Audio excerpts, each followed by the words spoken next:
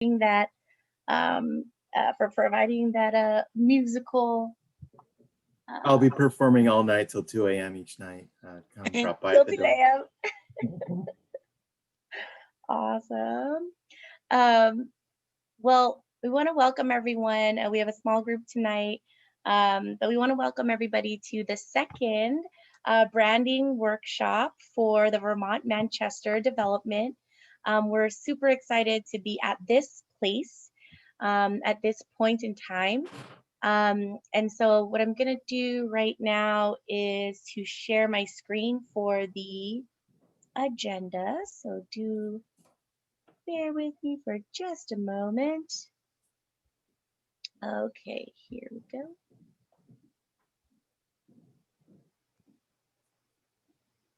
Can folks see the agenda?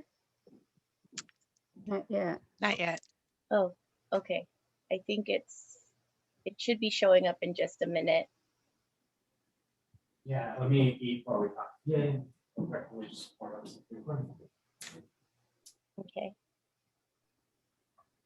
So it's showing that I'm screen sharing, but can you guys see the agenda already, or is it still not showing up? It's not showing up. Okay. Not sure why that is, so I'm just going to read the participants' agenda today. So we're going to be starting off with project updates. I do want to just share, welcome everyone again to the second branding workshop for the Vermont Manchester development. Oh wow, okay, windows are moving. Okay. Can you all see the agenda now? Yes. Okay, great. Okay, great. I guess that's what was happening there. So thank you so much. The goals of these community workshops are twofold. First, to inform stakeholders with balanced, easy to understand information, to share the purpose of the development, meet the development team, engage with the development team, understand the timeline, and share project updates. The second goal for these community workshops are to build an understanding of concerns and aspirations of stakeholders to inform project decisions.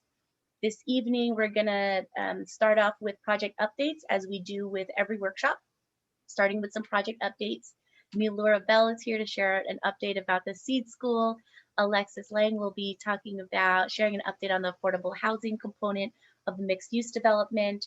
And Leandra will be sharing an update on the commercial and retail space of the mixed use development.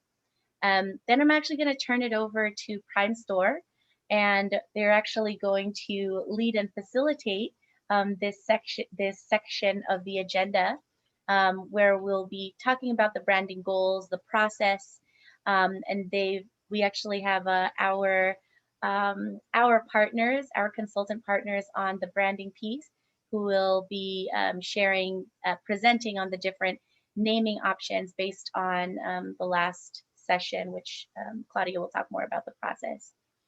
So after kind of going through the presentation of the naming options, everyone on the call will have the opportunity to share your feedback, your thoughts and ideas, how this is, what's resonating, what's not. And then we'll shift over to spending some time talking about logos and kind of different images or iconography that can be used as inspiration for the logo design. And finally, we'll wrap up with some announcements and next steps. And so we're really excited to be able to share kind of some new ways to stay connected and to what's going on with the project. Angela, can I interrupt for 1 second? A lot of people are having a hard time logging in. Evidently, the ID that came in, maybe that's why there aren't as many participants. The ID that was sent to people was the same ID from the last meeting, and it's not allowing them to join. So I'm not sure if That's that's strange. Yeah, there. Let me go see if there's something I can do. Okay. Thank you, Lisa. Thank you for bringing that up. I appreciate it. Yeah. I can't see the chat box when I'm sharing my screen, so thank you so Looks much. like 9 people are chatting so far, and but I had 2 people from my office have contacted me to say they can't get into the meeting. So, all right, I'm gonna now I'm gonna see what I can do. Okay, thanks. Okay, Lisa, would you? Oh, okay. Okay, why don't,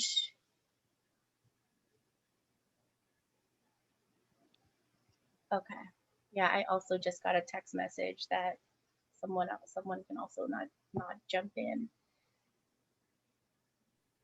So I think. Okay. Oh, nope, that doesn't work. Oh, Alexis, were you going to share something? Okay. So why don't we do this? You know, why don't we keep kind of moving forward and we'll share updates. This workshop, as with every workshop, is being recorded. And so we'll make sure, you know, so that the video will be available for folks who may to catch up on the first part. But what I'd propose is that we kind of move forward with the next pieces. We're going to launch a poll for who's here. Obviously, that will be a little skewed as folks try to log in. So we'll launch that poll, and then we can start with project updates. And hopefully by the time we've gone through project updates, folks will have been able to log in. Does that sound okay? My co-facilitator is over here. Is that a plan that, does that plan, should we go with that plan? Lisa, I see your hand is raised. Yeah, because I didn't require people to register on Zoom, there's no way for me to reach out to them. This is the Zoom link I just put over here. If people are contacting you, my quickest workaround is for you to just forward that to them. Unfortunately, Is there like a passcode. distribution list that is there a distribution list that perhaps you can send it as if people on that distribution list are The people that log in? I can do my best. I had sent it to like, yeah, it's a long list. So let me see what I can do. I'll let you guys carry on, and I will be sending emails. Okay. Okay. Thank you, Lisa. Sorry, I'm also just trying to see how else I can help. Let me send one thing to Lisa. I'm gonna send you the advisory council, roster, and so maybe that'll help. Let me just send that to you right now. Thank you everyone for your patience as we troubleshoot this a little bit. Okay, Lisa, I just sent that your way. Okay, so if it's okay with folks, shall we move forward? Starting with our polls and starting with the project updates. Maybe we can just talk slow while folks are logging on. Oh, sorry. So as with every workshop that we've had, we've started with a couple of different polls. So I'm gonna stop sharing my screen. We'd love to get a sense of who is in the room, who has joined us today. And so there should be two polls that have popped up on your screen. The first is just about who's on the call. So this is a multiple choice question. Select as many of the options that you identify with. And the second question is about age group. And so, you know, with these quick polls, it just helps us get a sense of who's joining and kind of the voices in the room. It also helps us to kind of target afterwards if there are additional folks that we need to make sure that we're reaching out to. So please let us know how you would identify as far as whether you're a resident, a local business owner, a local nonprofit, local elected officials, representatives, religious organizations, if you're part of a public agency, if you're a student, parent, teacher, or administrator of local schools, or if you're a non-resident and you're here because you care and you're you know, engaged in some of these other groups. And then it helps us to also know the age groups in the room. You know, the project will have does have a school, you know, and on the affordable housing side, you know, there are units for families and seniors. So it's kind of helpful for us to get a sense of also which voices are in the room during this process. Angela, Brenda has noted in the Q&A that she can't see the polls. Oh, okay. Let me leave the polls on, but maybe I can also, if I stop sharing my screen, maybe that'll also help. Brenda, does that help? Can you see the polls now?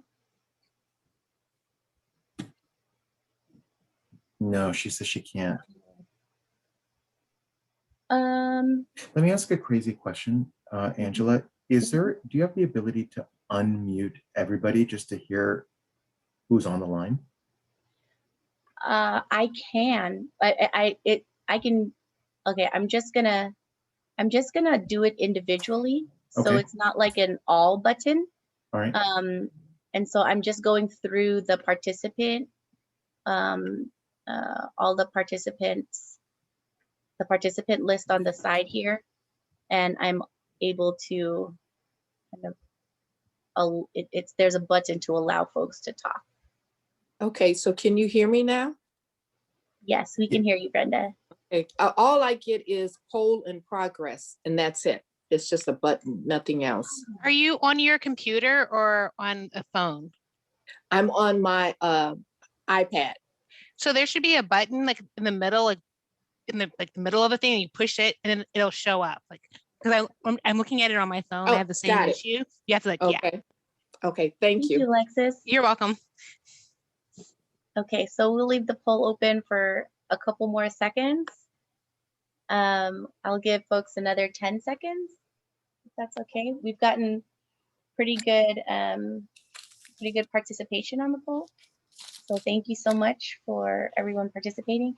Is there anyone that I haven't been able to unmute? Or, okay. Okay.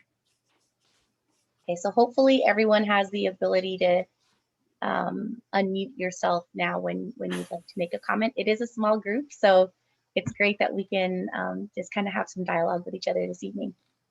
Okay, so I'm gonna go ahead and end the polling in right now. And so you should be able to see now the poll demographics and the results of the poll. Does everybody see that? Okay, I'm seeing some nodding heads, so hoping that's all good. It looks like 57% of folks who participated in the poll are actually residents.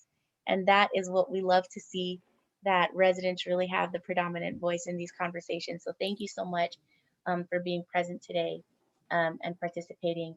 And the predominant age group we have is 46 to 61. So wonderful. Thank you folks for being here today. So I'm going to, oh, you know what? There. Oh, okay, there we go. So these are the results that I was just talking about, and you can see who's on the call, as well as the age groups of folks who are here today. So thank you so much, everyone, for participating in these polls, sharing your voice and being present today. I'm going to stop sharing these results. And at this time, I will be turning it over to our team, to our development team for project updates. First up, we have Nilura, followed by Alexis, and then Leandro. So take it away, Nilura. Thank you, Angela, and good evening, everyone. So my update is, I think every month I come and say construction is going to start next month. I'm going to say that again this month. But I think we're really, really much closer now. I think last time I reported that we had to work out some CEQA issues and street vacation issues from the prior owner of the site. And not that we had, well, we still have to work them out, but our lenders were a little uncomfortable that it would derail our project. So we had to come up with some risk mitigation measures that would make them comfortable investing the $60 million that they are investing to finance the construction of the project. So we think we're at a place where we've done that and we've satisfied their concerns. We've socked away enough reserves. And so now everybody is in closing mode, 50 people really focused on closing at this particular time. So our new date is between March 19th and March 31st is what we're working towards. So keep your fingers crossed, prayers up, because I'm tired.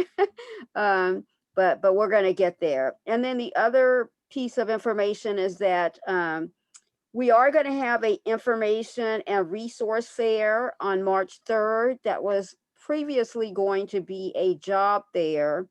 However, because we have executed the contract with the contractor, but he has not executed with his subs because of where the loan closing is, the subcontractors weren't going to be available for that portion of it. So we're going to have an information, what I'm calling a part 1, information and resource fair on March 3rd. And then closer to the closing, probably the beginning of April, there will be another event where the subcontractors will be there and interested parties can visit with the subcontractors. But the March 3rd event, the jobs coordinator will be queuing or interested parties up about how you can access the jobs, depending on if you're already skilled or if you're looking for an apprenticeship. They'll be talking to you about how to go about doing that. So that's that. And I have put, and I'll put it in there again, I have put in the chat the link to register for the information and resource fair. And the only other thing is that if you've been around there, you've seen the utility work going on. The main contractor has finished his work and now DWP is doing their work and they should be finished about mid-April, which will allow the general contractor to come in kind of uninterrupted to do his work. So that's what I have to report, and I'll ask if there are any questions since people can freely talk, I think, Angela, if they want. Yes, if you have any questions for Nilura, you're welcome to put it in the chat box, but you can also just unmute yourself and ask the question. So Nilura, Mrs. Rutledge here. I wanted to ask, so you're saying that on the 3rd, where is the fair going to be?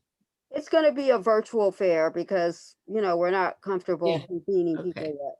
Okay. All right.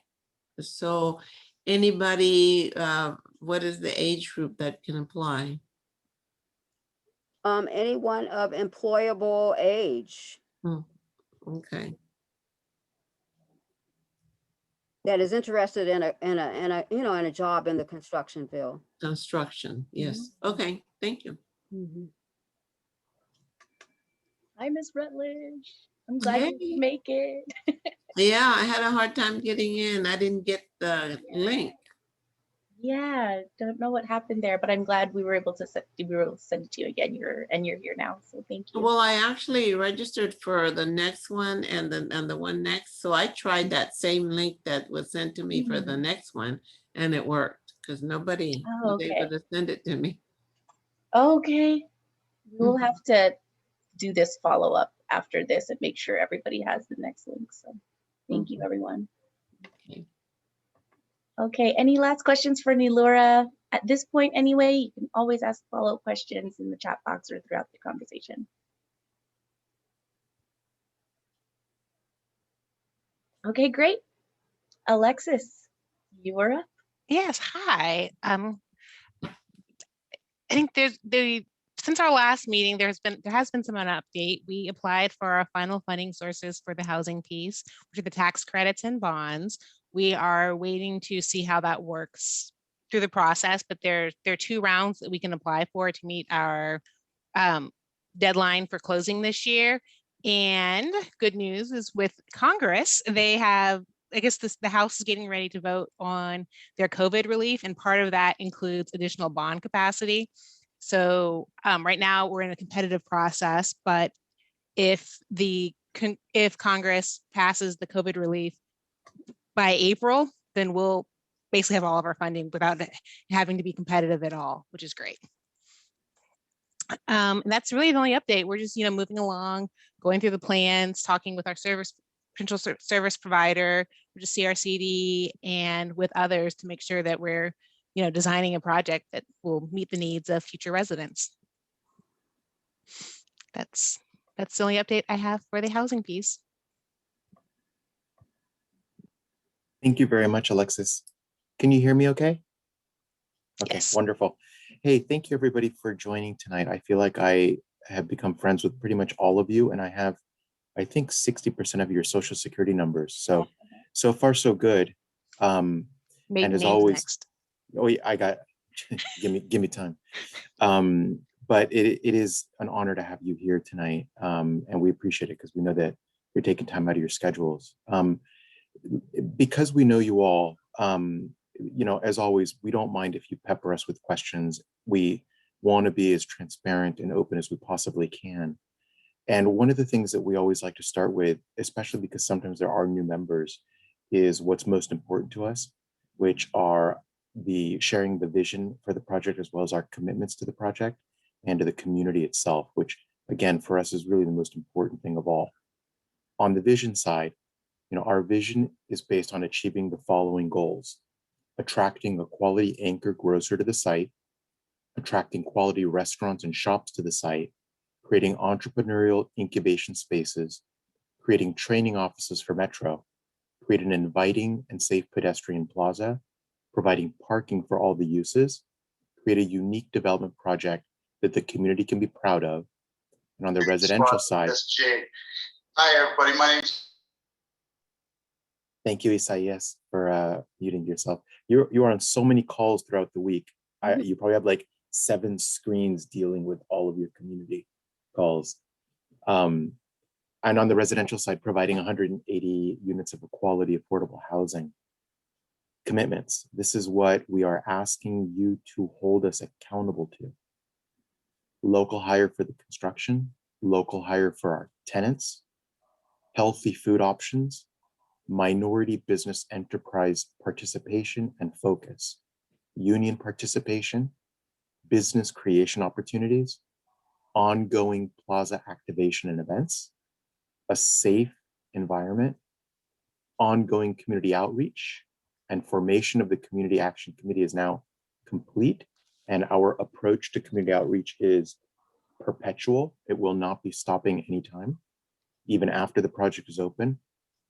We've committed to no fast food restaurants, no police substations, and above all, being honest and doing the very best that we can. Schedule, we are sticking to our guns on this one. As you all know, we signed our non-binding agreement with the county in 2018. Our goal was to sign our ground lease with the county last quarter, and we are working on that now. And our commitment to everybody is we really want to start construction and break ground on this project in the 3rd quarter of this year, for effectively a 2-year construction process. And I will stop sharing and offer any community members if they'd like to ask any questions.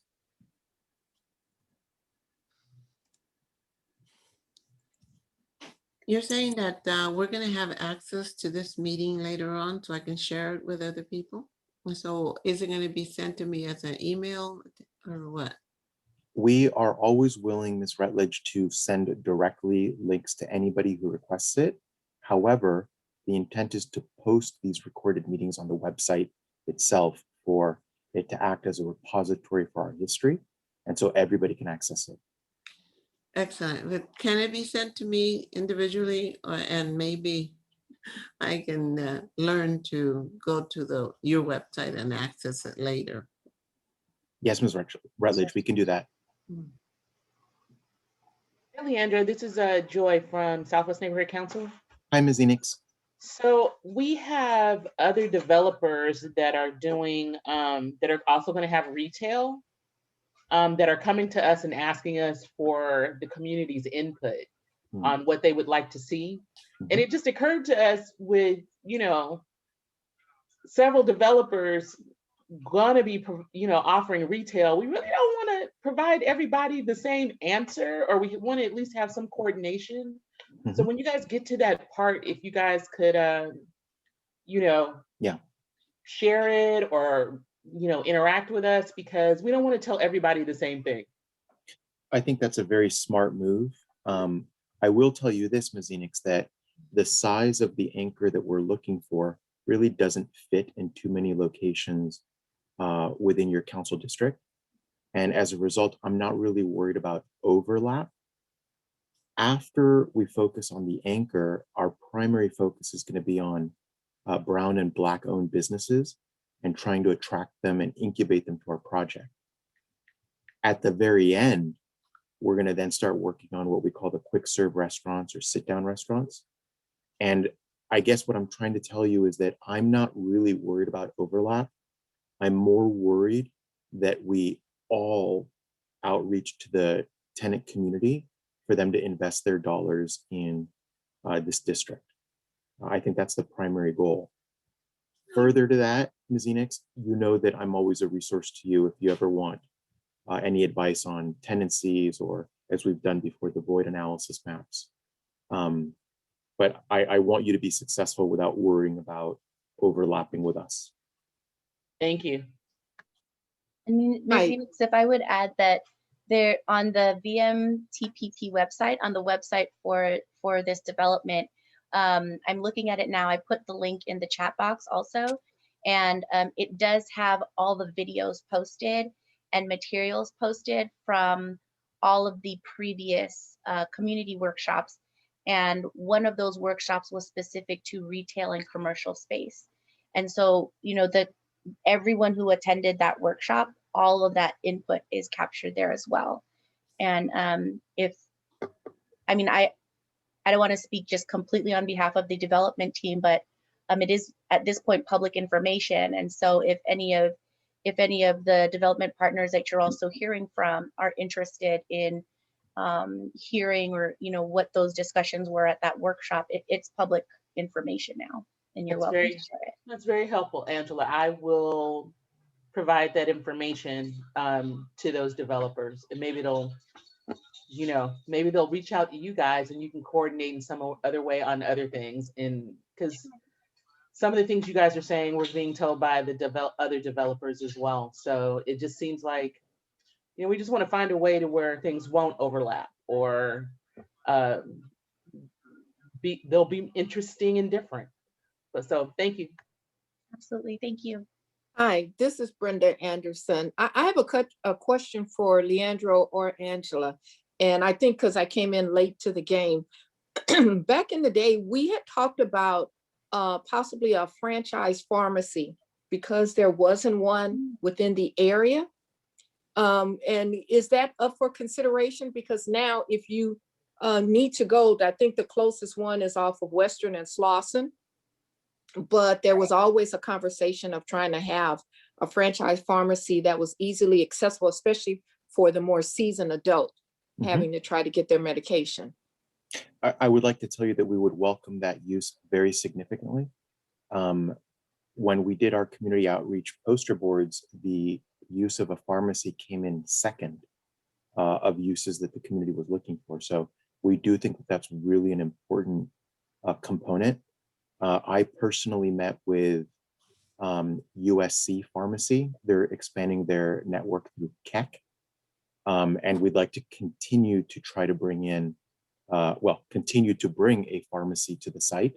As people have been noting, we did originally outreach to CVS, and they were interested for a while. However, they ended up doing the deal at Manchester and Western. So we will continue on that front. Yes, and thank you, Ms. Enix, for posting in the chat to Leandro's point as well, that the CVS will be opening on Manchester and Western next to Ralph's. Any other questions for Leandro or anyone on the development team at this point before I turn it over to Claudia to lead us in the branding discussion? Hey folks, this is Oscar from Community Coalition. Hey, Oscar. Thank you for hosting the meeting. It's good to see all of y'all. And so, Leandro, I had a question about the grocery store. If you can give us an update on how that conversation is going. I know in the last retail conversation you mentioned we're working with a timeline around October. And so, can you update us on that timeline and how that also impacts like the timeline of the development? Absolutely. Thank you, Oscar. Unfortunately, the situation has not changed from the last time we've spoken with you, Oscar, and the team at Coco, in that we do not have a signed lease or a signed LOI yet with a national grocery or anchor tenant. You know that my commitment is to get that done, and that I've put my company's reputation and pocketbook on the line for that. So I'm not ever going to give up on this. As far as the timeline goes, we are adamant that we have to break ground in October of this year, which basically means that we really need to accelerate our efforts to find this anchor tenant over the next 45 days. I recently did have a very positive call with Corey from Coco about finding unique ways to have the community help in that pursuit. I do want to say that we are getting some traction, but we're not at a point where we can start announcing that we have any signed LOIs yet. If you ask me bluntly, Leandro, will you get an anchor? My answer is yes, Oscar, we will. And I'm willing to bank on it and dedicate, my company to this and myself. So I don't want us to fear, but I also want us to be honest. Got it. Thank you, Leandro. Okay. If there aren't any other questions at this point, I'm gonna, go ahead. What is the square footage of the grocery store space? I think about 46,000 square feet, if I'm correct. Okay. Look at the plans. Okay. Yeah, about 46,000 square feet. It's gonna be a fair size, not a large size store. Fair size, not union super size. Most Superiors, Vons, Albertsons, Ralphs, those are usually about 55,000, 65,000.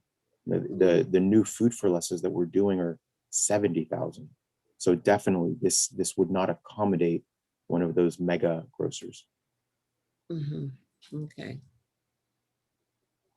Which I think I recall Leandro, you saying that was part of the challenge, was that the footprint of what's available is limited to what the different kinds of programs that the different grocers have available. Yeah, unfortunately, the tenant community is not as ballsy as we in our urban communities are. And I think it will still take time to educate them about, why a non-prototypical project can be more meaningful than a typical suburban project. But, they're hard-headed and they're stuck in old models. So they're used to having very traditional parking fields, traditional, direct access to the main boulevard. In this case, we're doing something, in my opinion, more beautiful, where the front doors are aiming into the plaza. We're creating a campus. Our parking is going to be both underground and in the parking structure. And again, it's a transit plaza. So we're hoping that there's a lot of sales that are generated from both pedestrian activity and people who come to the project through transit. That's a part of our uphill battle. Right. I see, John, you have your hand up. Do you have a question? Yes, I do. Thank you, Angela. Good evening, everyone. My name is Jon Kinnard, one of the advisory members here tonight. My question is, Leandro, could you, I guess in 3 points, just summarize the top 3 hesitations or concerns that these large retailers have for this space? I know in that area in particularly, it's not of high interest due to there's just not many other things around there that would create that associative traffic to that site. And I have heard that the Crenshaw Christian Center is looking into selling part of their campus and facility for a type of retailer similar to what this project is undergoing. So maybe with that news, that would bring some good information. But what would be the top 3 issues or reasons, just summarized? Thank you very much for your question, John. I also want to apologize that I'm not drinking your coffee. We ran out of all the coffee that we got from your store. It is time to re-up the office order. So sorry, this is pretty crappy coffee compared to what you do. I would say that there are primarily 3 reasons why most national retailers have difficulty with urban sites. I would say the first is they have a lack of vision, and they're used to very suburban models, which in my opinion are very outdated and archaic. I think that the second is within those suburban models, they're used to a concept that we call co-tenancy, which is to say they don't have the balls to just be standalone and have the community come to them. They're used to creating a amount of stores where they're used to being next to a Target, next to a Walmart, next to, a Best Buy, and they feel that by having, being a part of a traditional shopping center, it has multiple uses so that as a shopper comes for a daily driver, they are also there to shop with other goods versus just being a destination site. And I think that the third component, which is pretty sensitive, is I would say there's some degree of institutional racism that comes from the way these companies were founded. Amazing. So, most of them were, created on, are either headquartered out of Boise, Idaho, or headquartered out of Cincinnati, or places where their viewpoint of the urban shopper is not reflective of the reality of the urban shopper. And I think what all of us are trying to do is push and educate so that people in the business community learn that there's more opportunity in our urban communities than there are in suburbia.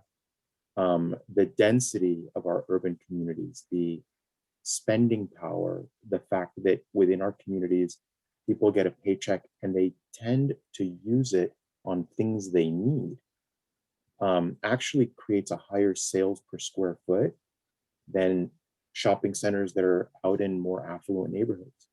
So I think in my 28 years of doing this, I would say those are the 3 components: the vision, the co-tenancy, and just old school racism. Thank you, Leandro. For that, Leandro. I wanted to ask about the co-op grocery store. Have we given up on that? No, we'll never give up. I did speak with Supermarket, the ones without the consonants, and had visited and met with the 2 in South LA. The challenge right now is that one, a bunch of them have already expanded and they're not ready to digest a new location. And 2, in many of those cases, Ms. Rutledge, the co-ops are subsidized or are on reduced rental structures. And we're not in a situation where we can simply give the space away. We are required to create a return on behalf of our partners at the county. The county is going to be the landlord for the project. So we're going to be paying rent to the county based on the rent that we receive. They're not there yet, but I don't think we can give up. And I hope that that our commitment to this neighborhood is more than just this project. Our company is dedicated to, LA. Our first project was in South LA, and I don't want to say our last project will be, because I don't want it to be the last project, but this is home for us. And so I think that both the Community Advisory Committee and COCO and the faith-based groups and everybody on this call, there's more opportunities beyond just Vermont and Manchester. And I think we should be, pushing to redevelop many things with these concepts in mind. And, ideally I get a call from, supermarket or the other co-ops. And even if we've already locked in an anchor, God willing, and they say, we want to be there. Okay, well, let's find a site nearby. Because they're, the neighborhood well. There's a lot of opportunity to bring, quality produce here. So you're talking about the county that we have to be responsible. The county more or less has to say so. Is there anything that we as a community could do to try to help the county, help us out with allowing a co-op? I will say this. I've been involved in many projects in my career. I've never seen a government partner step up the way they have on this project. They're not only providing a massive subsidy to get this project going, but it was their vision to even create this, as opposed to just selling it or waiting more years for something to not happen. I would never want to frame it in a way of saying that we need to push the county for more. I think we do need to push the county for more, but as it relates to better services and programs, I don't think it's a fair statement to restructure the deal so that now they need to provide more subsidy so that we can have a grocer that can't pay the rent. I don't think we should go there right now. With that, we should always be partnering and pushing our county partners for more. Well, I don't think that they won't be able to pay their rent. People will be flocking there because there's nowhere else to go. I accept that too. So I want to keep us moving this is such a rich discussion, and I think I have a sense that we'll be talking more about it in our Community Advisory Council meeting next week. So I thank you everyone for the really wonderful questions and sharing really some of your very poignant thoughts at this point about the development. I do want to turn it over to Claudia to facilitate this next portion around branding and logos. Please, you're welcome throughout the presentation to drop in your any questions you might have in the chat. And I think to keep track of those. But I will turn it over to Claudia and Kathy. Thanks, Angela. Hello, everyone.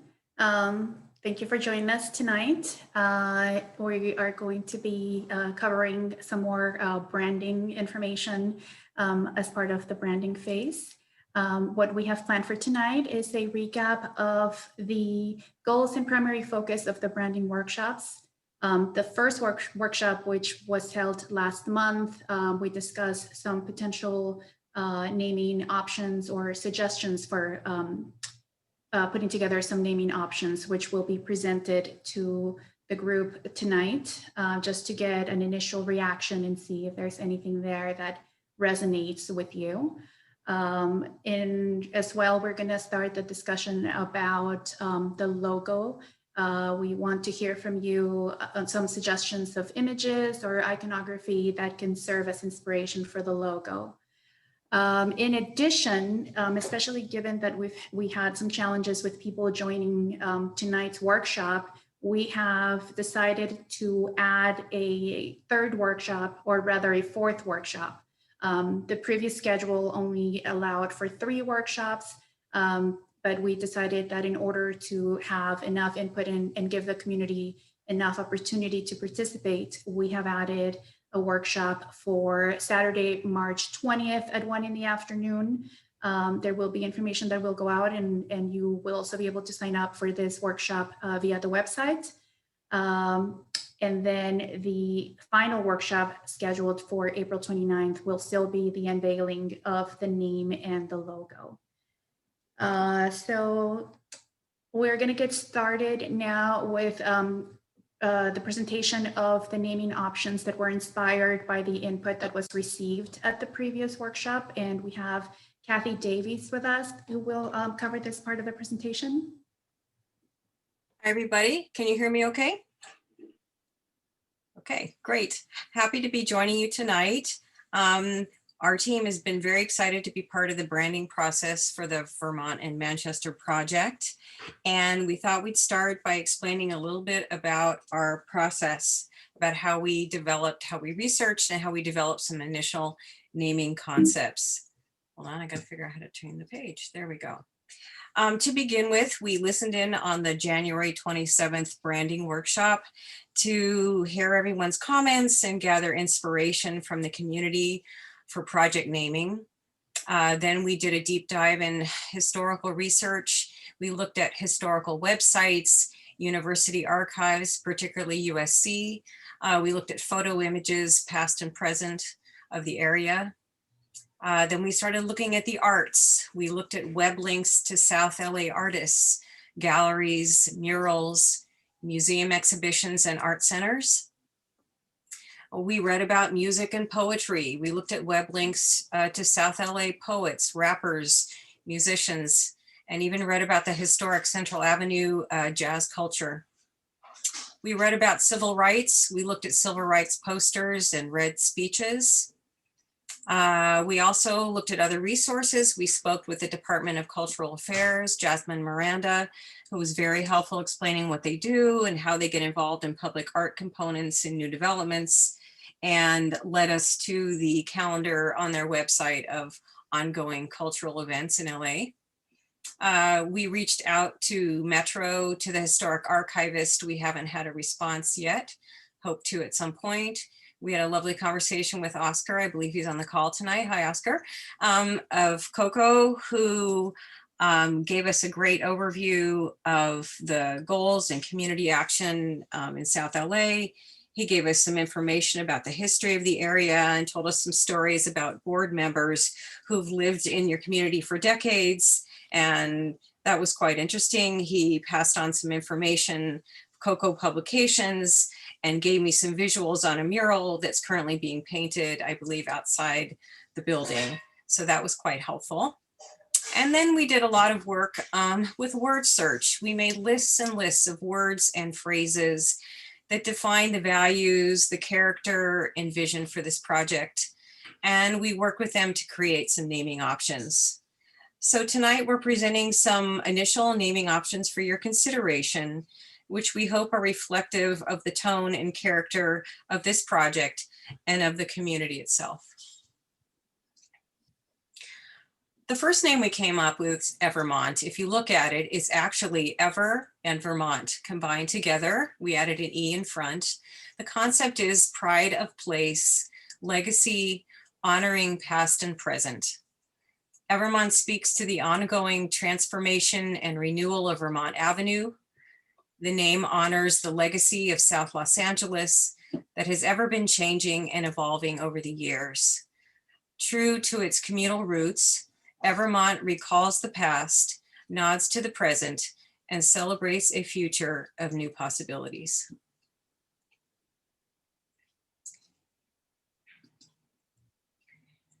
The next name we developed was Luminus.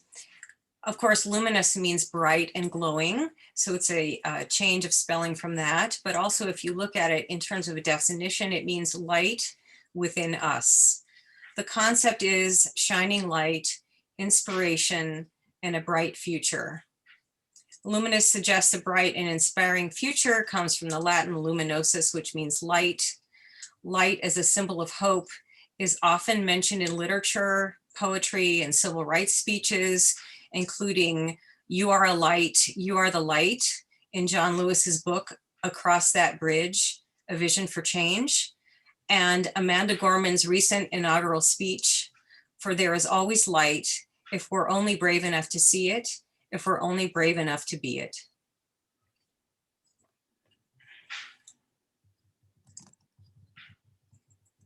The next concept is Solana.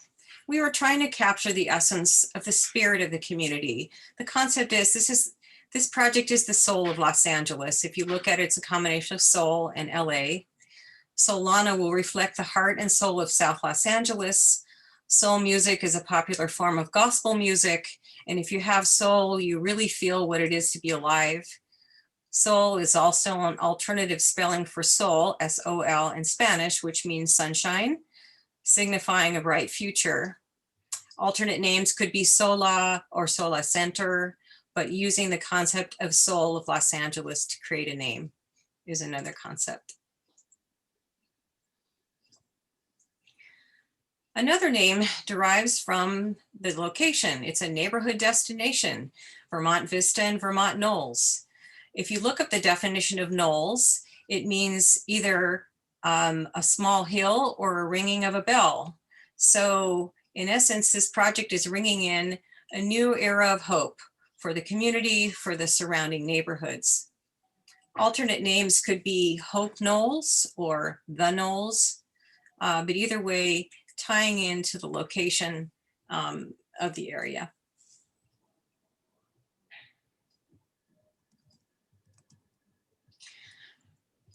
Another name would be Vibe.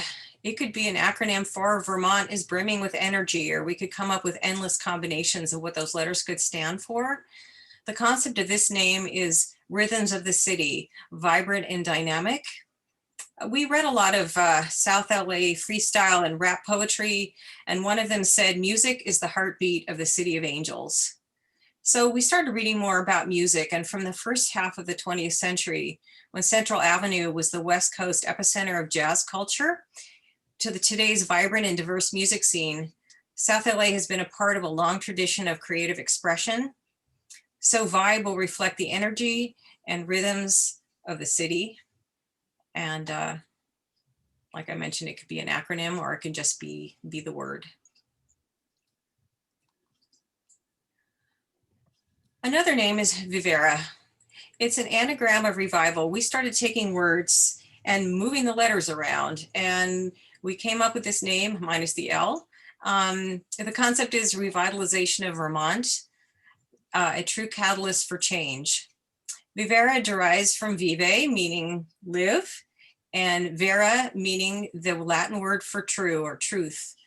Dedicating the South to serving the South LA community, Vermont and Manchester will be a true catalyst for positive change and provide new opportunities to live well and thrive.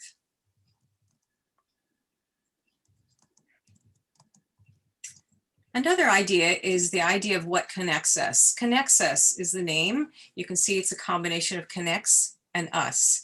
The concept is connecting people, place, culture, and community. Connects us is what is inspired by what connects us: a passion for transformative change, hope for the future, love of family, celebration of life, a dedication to principles of equal opportunity and social justice. Nexus also means a central link or connection and suggests that Vermont and Manchester will be the center of growth and renewal for the community.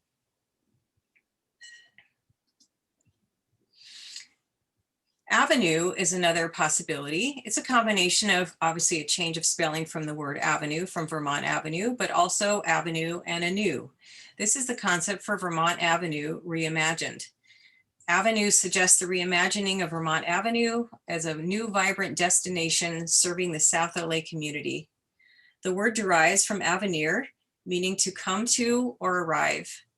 Avenue will bring new vitality to the area and new opportunities for a brighter future.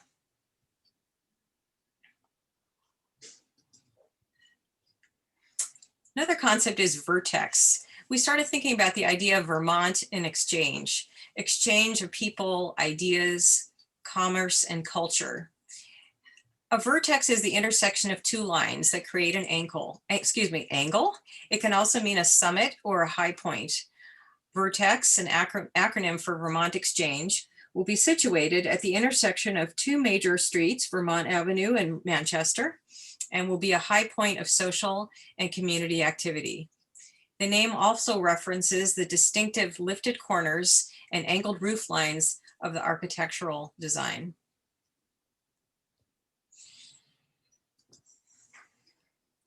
Hope Spring, we started thinking about the term Hope Springs Eternal and what this project will do for the community. It's a combination of the concept of hope and spring, that this project will be a source of optimism. Hope Springs suggests that Vermont and Manchester will be a source of optimism and community pride. Spring is a time for growth, renewal, and new beginnings, a time to envision a brighter future and a better tomorrow.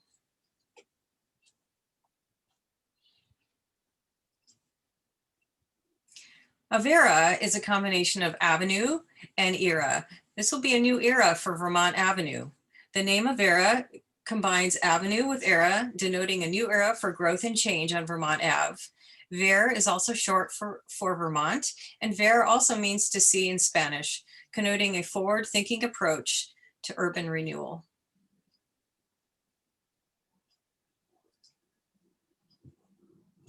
VO can be an acronym or it could just be a great name. VO could stand for Vermont is Original. This is basically a name talking about redefining Vermont Avenue. VO is an acronym for Vermont is Original, Vermont is Optimism, Vermont is Opportunity. We could go on and on and on. This name allows for a variety of creative interpretations as Vermont Avenue is transformed and redefined into a new and thriving commercial center. These are the 12 names that we have presented for initial reactions tonight. We've given a summary page at the end so you could see them all together. I'm not sure, Claudia, how you'd like to proceed from here, but we can leave this up on the screen if people would like to get some evaluation and feedback on the naming, or if there's anything you'd like me to go back to and review, please let me know. Can we add? Can you add? Of course. Because I really think that Karen Bass has given her life for our community, you know, and I think that Karen Bass Square would be a good name. Okay, thank you. I know one of the things that we're also looking at is naming the street that runs through the project, and that was possibly an opportunity to name it after an important person. So that's something that's also being considered. Okay. Vermont, Vista Knolls seems to be one that would probably people can identify with in this area. Okay. And I like connexus because I think, and this is Brenda Anderson, we had talked about the fact that that location represents a part of South LA that is far-reaching beyond just the Vermont and Manchester corner. It is an area that, you know, growing up, as I said before, we lived off of 95th and Normandy, and it was going shopping on Vermont. So for me, I think I like the connexus because it does connect all of us within that area, no matter what part of South LA, whether it's the Southeast, Southwest, or whatever, it connects us all. So I like connect us as one of the options. Thank you.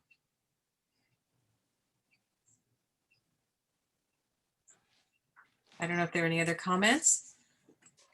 I also like Hope Spring because we must have hope. We must have faith. Hope Spring has a friendly, inviting ring to it. Okay, thank you. Thank you. Hi, everyone. Chat box. Oh, go ahead, Harry. Oh, yeah, because I was going to bring up my comments. So for Solana, I just wanted to mention that there's currently a cryptocurrency that is kind of named. It's not exactly the same, but it's Solana, no U.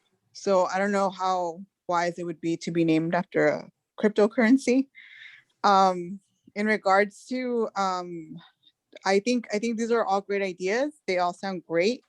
Hope Spring, again, something that my husband is an urban planner, so just I guess my only hesitation with that is that if you put Hope Spring, maybe people would get lost on their maps. That's my only thing with that. And then I agree with the first person who said that Vista Knolls would be something that would be good. vibe. I think that that's a great name and that's cool, but I think that we are very different from Central Avenue. I think Central Avenue has very deep historic roots, and I don't think we should replicate that because that it's its own thing. But other than that, these are all great. Thank you, Hyrie. Additional comments in the chat box we have from President Moises Rosales, Evermont. He likes that one. Where we're wanting to get when this conversation is, the feedback and input and some initial reactions. So to select some of these to move on to the next stage, which is to present it to a wider group from the community. So in addition to telling us which resonate, if there are any that you feel would not be appropriate, if you can share that with us as well, that would be great. It sounded like Solana would not be a good option already, Claudia. Maybe we could take that off the list already. Okay. And there is another development called Sola. So. Okay. So are there? I think Avenue. I'm not sure. I'm like, when I think of Avenue, I wouldn't necessarily think of Vermont and Manchester in the sense, I don't know. It doesn't ring when I know the vision of what was there and what we've been trying to do ever since the civil unrest. I feel like Avenue is when you're trying to tell someone about a plaza. I don't know. Maybe it's just me. I don't know. I agree. It ain't just you. So far we have positive reactions to Evermont, Vista Knolls, Connexus, and Hope Spring. Can I mention something else? So we do have, the community is Black and Brown. So when I think about these names, I think I put myself, because Spanish is my first language. So I think like connexus, vertex. It's been, I guess, being more inclusive towards like the name. Yeah. I agree. That's why I liked connexus, because that was one of my thoughts also. Sure, I understand that, but conex, like if you say it in Spanish, it just doesn't sound right. It like doesn't. A tongue twister. Ah, okay. I see what you're saying. Yeah. I see what you're saying. Yeah, I see what you're saying. But Heidi, Spanish is both of our first languages, and we just add e's to every word, so we can say vamos a la Vermont. So Evermont. I like that one. So Leandra's voting for Evermont. I'm not allowed to vote. I was just agreeing with her. That's true. So based on Hyrie's comment, then would Vivera, does that sound like a viable option? Does that resonate? We could also go back and look at the thought behind it and the meaning to see if that will create a feeling one way or another.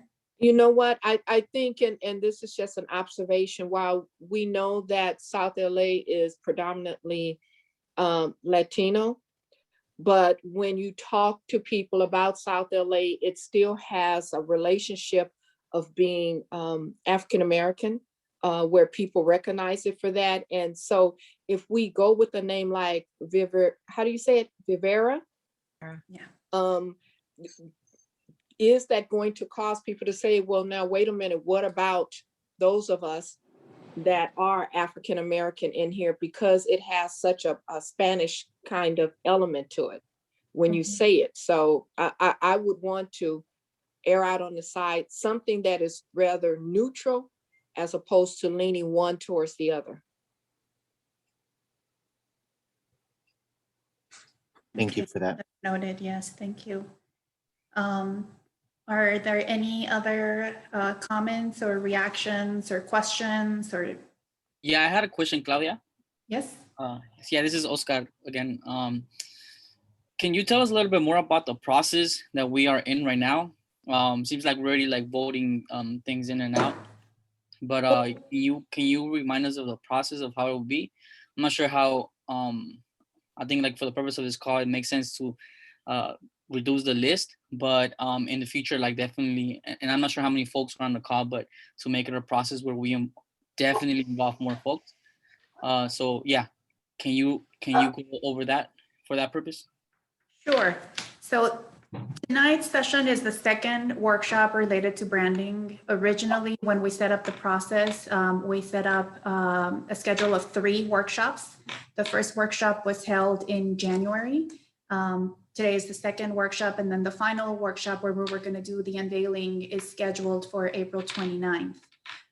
When we started today's session, we made an announcement that we feel that we need to give more time and allow more of the community to participate and be part of the process. So we have added another workshop that is scheduled for March 20th at 1 p.m. It's on a Saturday, so we think that that may be a time when more of the community can participate. So we're not necessarily voting on these names now. We're just getting a reaction to see if there's any that, you know, have a potential to be viable naming options. And then we're going to come back on the 20th of March and go over the information with the participants at that workshop.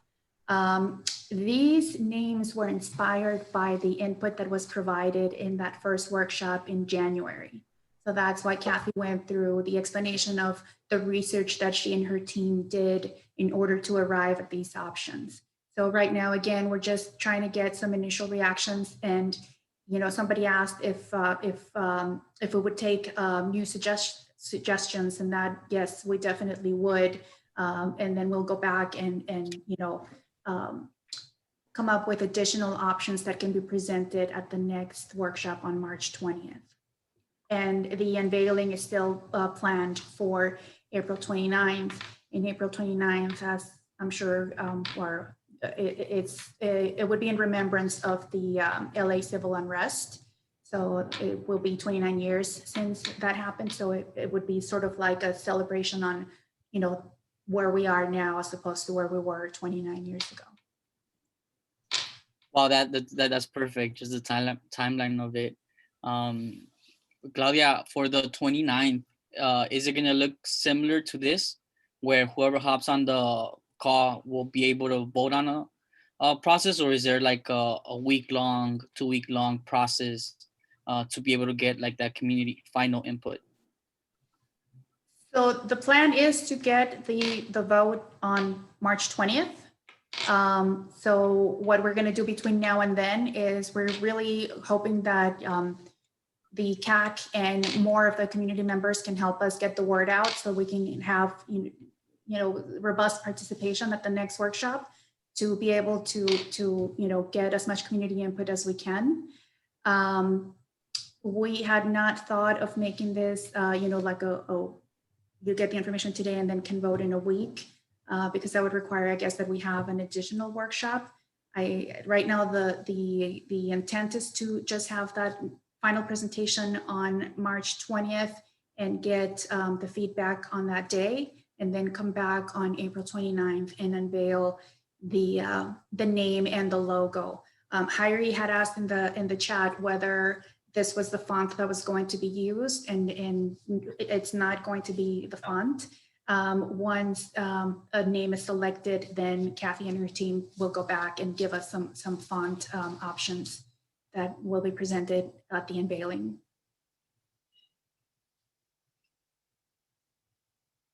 Thank you. Thank you for that.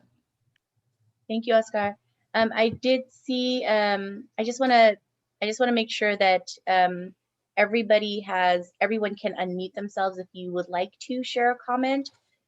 So I did see that you know, we were kind of unmuting folks as folks were coming in. But if I missed anybody, if you haven't if you don't have the ability to just unmute yourself at this point, just drop a note in the chat and I'll make sure to unmute you.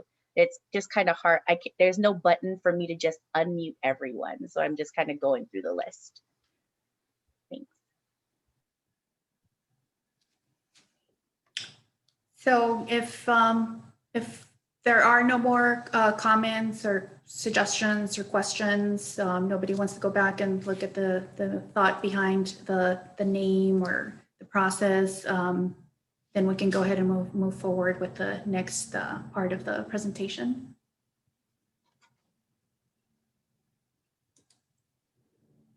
And Claudia, we can post these to the website, right? To make sure that the community always has access? Yes, yes, Thank all you. this will be posted on the website. I'm trying to share my screen. So to just going back on the 20th at 1 o'clock is when people will be able to vote, whoever is online. The people that participate at the workshop on March 20th will be casting a vote. And we can add other names at this point. Who do we send them to? You can share them with us now. You can also share them via email. I will give you my information in the chat. There's also a link on the website with an email address where you can send comments, questions. So that would be a way to submit some options. Yeah. Have any that you want to give us at this time, or? Well, I still like Karen Bass Square. Okay. Well, that's been noted. I did make a note of that. So thank you. So I think I'm sharing my screen now. Okay, great. So what the next part of the branding, or next component of the branding, is we want to start getting some suggestions and ideas on some images or iconography that can be used as inspiration to create a logo. So what I have here is just to give you, you know, some examples of logos that, you know, are pretty much known worldwide. I'm sure, excuse me, that these, nobody really has any problem recognizing what these logos represent. We have, I don't know if anybody wants to name them, or if you just are all familiar with them. Or, wait, is the panda the World Wildlife Federation or Panda Express? It's Panda Express. Oh, okay. All right. Yeah, so Panda Express, Twitter, Nike, Apple, Starbucks, Target, some pretty big companies, and very recognizable. So that is what we want to do with the logo for the shopping center, is to, you know, make it recognizable so that people just have to look at that image and right away they think of the project. So what the logo would be used as part of the branding is we use it in all areas of the project, including, this is an example from one of our other shopping centers, but we have the logo for the shopping center in Southgate. It's called Azalea, and it's a flower, and it's used on the website, marketing materials, as well as the signage. This is a pylon sign of one of many that are there at the site. So their logo is used throughout, as well as in the wayfinding throughout the shopping center. So Claudia, can you try hitting Control L on your computer? Thank you.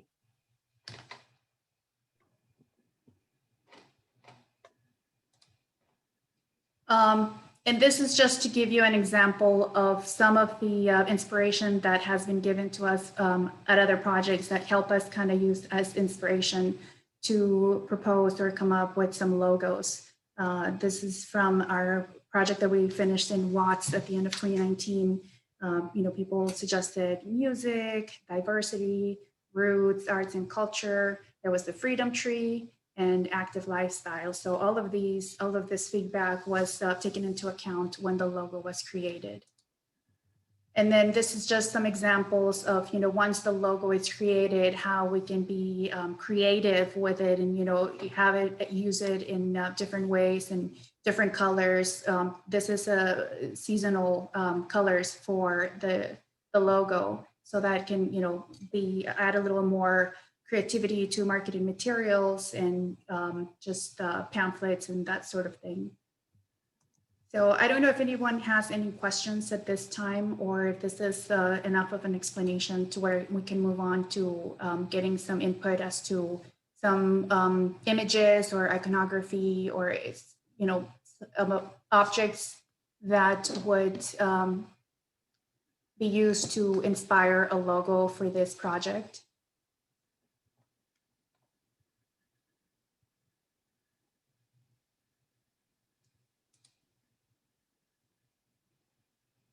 Maybe.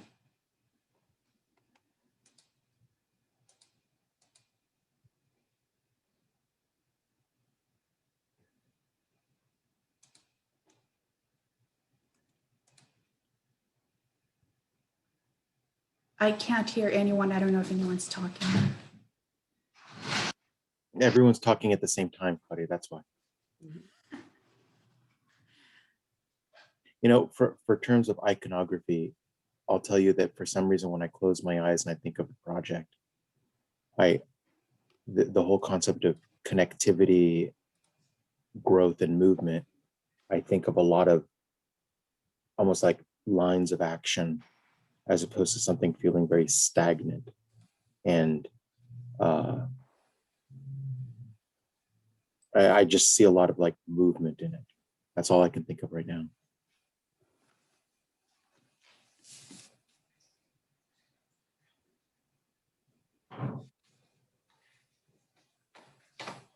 I like the thought of water, of moving, of moving water, energy.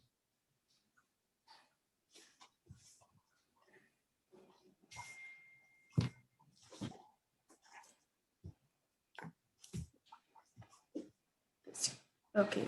Yes, the screen is blank because I was going to be taking notes on here, but since this is not my document, this is the screen, I'm not able to take notes directly on the screen. So I'm just kind of jotting stuff down. But if you want to look at some of the other information that, again, some of the suggestions that were given to us at other projects.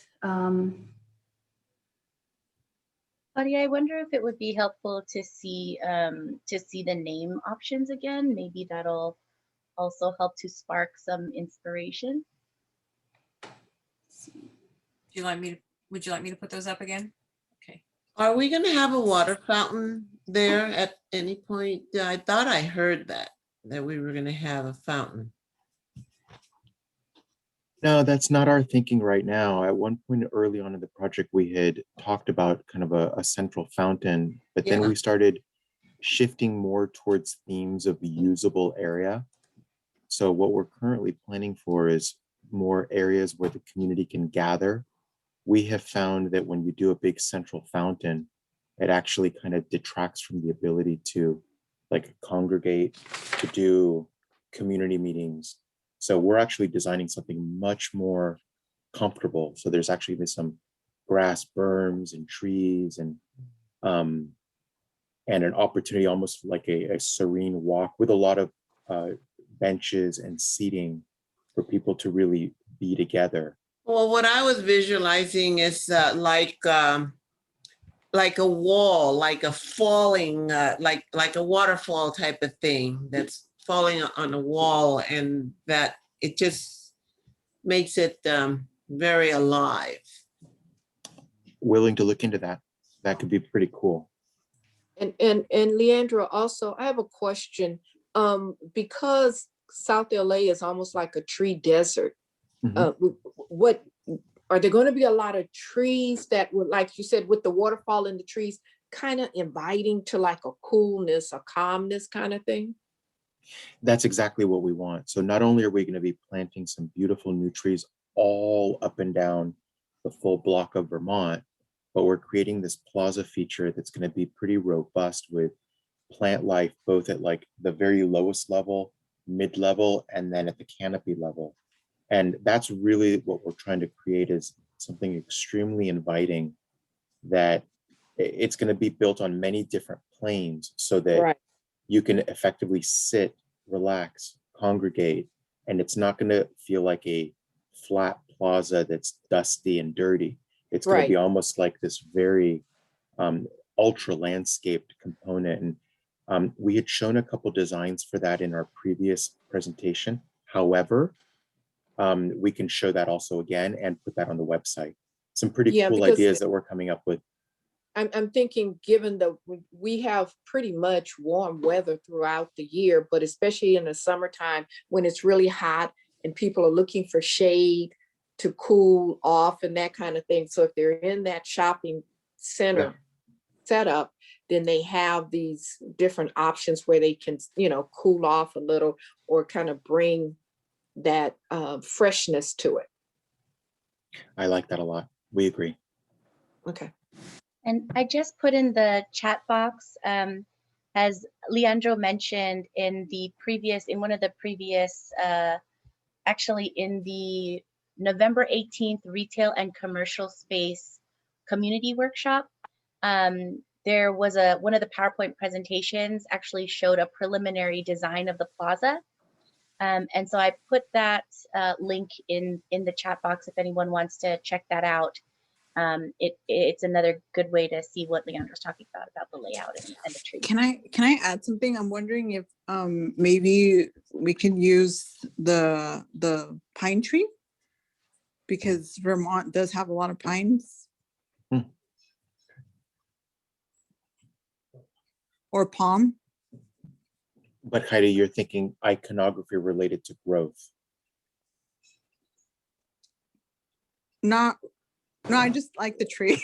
You like trees. We like trees. Yeah, I like trees. Yes.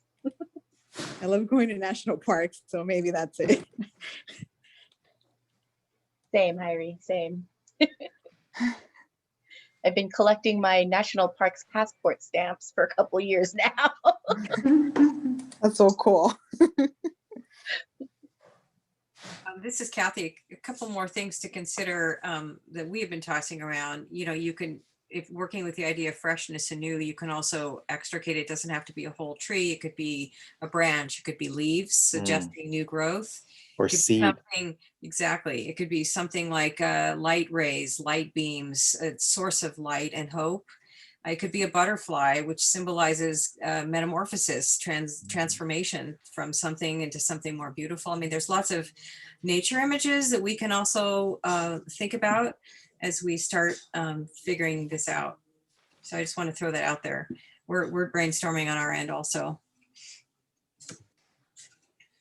And now that Kathy has shared the list of names again, if you know, when you look at these and the ones that actually resonated with some of you, Evermont, Vista Knolls, Connexus, and Hope Spring, if any of those kind of give you some ideas for images that could be incorporated into a logo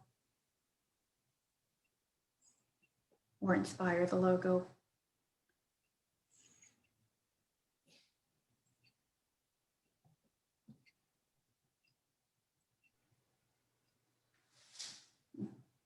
It sounds like a lot of the suggestions are nature related. So is that something that would be appropriate to inspire a logo for the project? I think so, because a lot of people don't associate South LA with having that kind of nature feel to it, or the greenery where you might find in other parts of the city of LA. And so I know there are a lot of, you know, back in the day, we were doing a lot of pocket parks to try to promote people getting out and wanting to kind of get healthy. And so even on Vermont, on the other side of Manchester, they have that strip. And so it's all about trying to promote being more healthier and more getting out.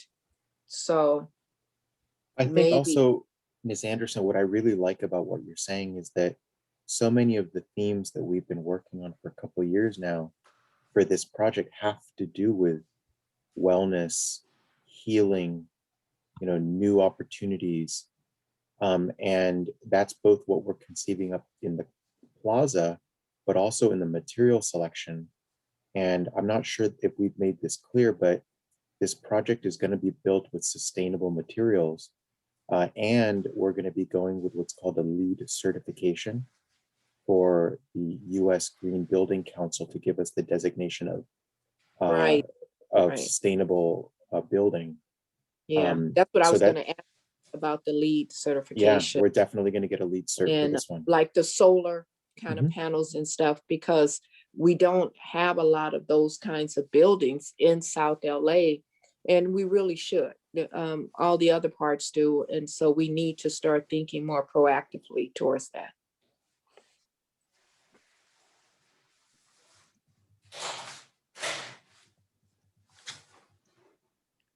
Great. So if we don't have any more suggestions or questions or anything that you'd like to add related to either the naming options or the inspiration for the logo, then we can go ahead and turn it over to Angela. Okay.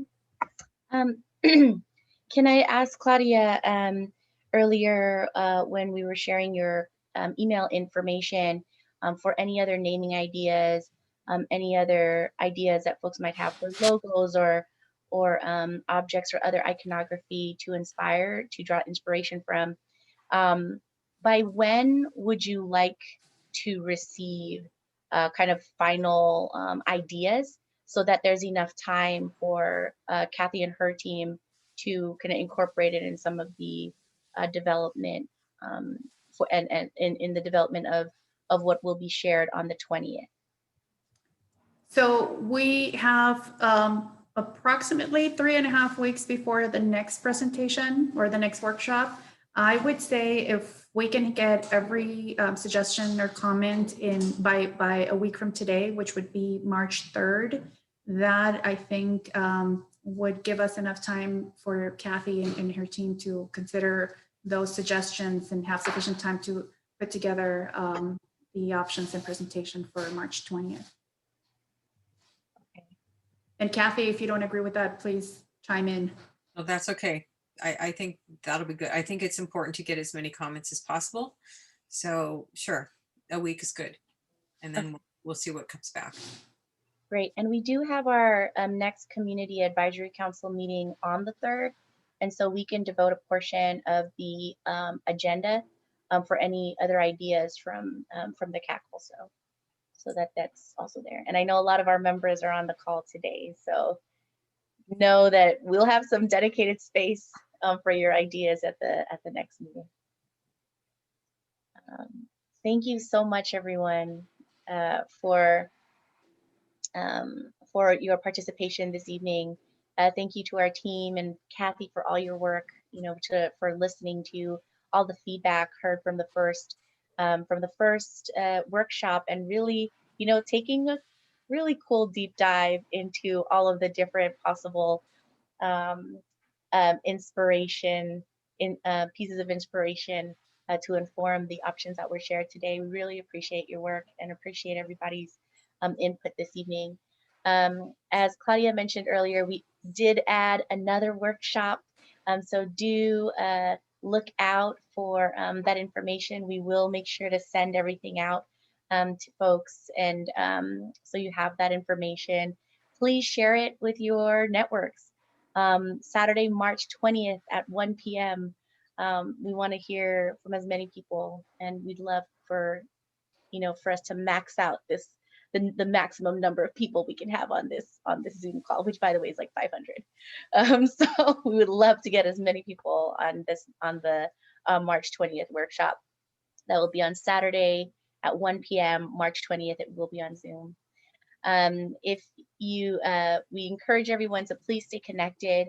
We've shared the website information a couple of times. It is vmtpp.com. And we started a new Instagram account as well, and it's Vermont Manchester TPP. And so you can find some. We'll be starting to make more posts on the IG account as well. And so before we close for the evening, you know, I think we have a small enough group that if there's any kind of last comments before we close out, I see that we have we have a hand up, Miss Rutledge. Would you like to make a comment or question? Yes, I just wanted to say that Louis McNeil was my direct contact that I would ask questions. I don't have one anymore since he's no longer with you. Yes. So who is my direct contact at this point?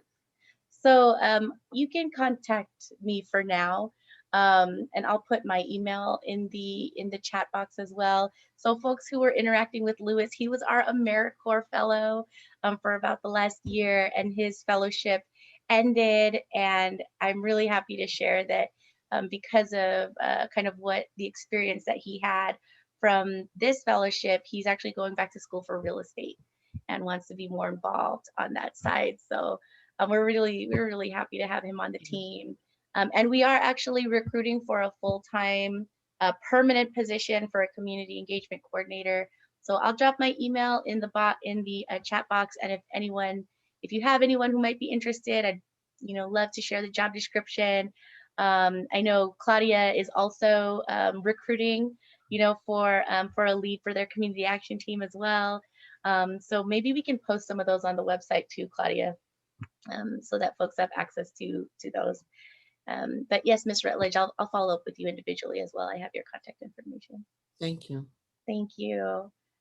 So any last words from any of our panelists, any of our community members before we close for the evening? I just want to thank you all for doing this. This is truly what it's about when someone comes into the community and want to do community engagement and get input and do it properly, taking the time to really allow the community to chime in, as opposed to just putting something there without us having a buy-in on it. So I just want to thank you all for really being patient and taking the time to work with us. Thank you. Also, I chime in with that. I appreciate it. And this is the first time that I have been engaged in any development coming into our community to this level. And we thank you for your participation and your commitment. And obviously the input is extremely valuable. So please keep coming back and get the word out so we can get more participation. Okay, with that said, thank you everyone. Have a great evening. Take care. Stay safe. Stay well. We'll see you. Bye. Good night. Stay safe. Thank Good you, night. everybody. Thank Yes, you. yes. Good night. Thank you all. Thank you, Ivy. Thank you.